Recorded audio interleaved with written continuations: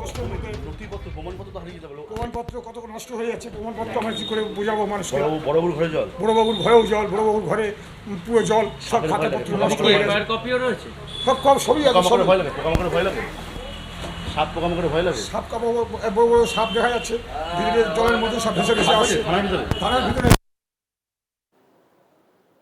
রাতভর বৃষ্টিতে জলে ভাসছে ঘোলা থানা। গাম্বুটপুরে ডিউটি অফিসারদের। জল ঢুকেছে থানার রেকর্ড রুমেও। জলে গুরুত্বপূর্ণ নথি নষ্ট হওয়ার আশঙ্কা।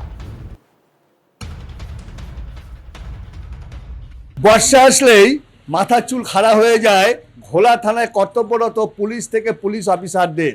সবারই একটা চিন্তা, যেই হাঁটু জলে পা রেখে তাদের এইভাবে ডিউটি করতে হবে। যারা খোলা থানায় আসেন অভিযোগ করতে, তারাও এক সমস্যায় পড়ে। দিন হলো এক যন্ত্রণা, রাতে আর এক যন্ত্রণা। পোকা মাকড়ের ভয় আছে, সাপকোপের ভয়ে তাদের ডিউটি করতে হয়। প্রতি মুহূর্তে তাদের ঝুঁকি থাকে।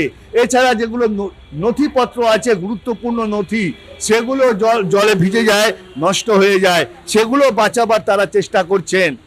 তবে এই জলদশা কবে কাটবে? ভোলা থানার কাছে যেন এটা একটা বড় চ্যালেঞ্জ। এটাই তাদের কাছে একটা লাখ টাকার প্রশ্ন। ভোলা থেকে বিশ্বজিতের সঙ্গে অনন্ত চট্টোপাধ্যায়, TV9 বাংলা।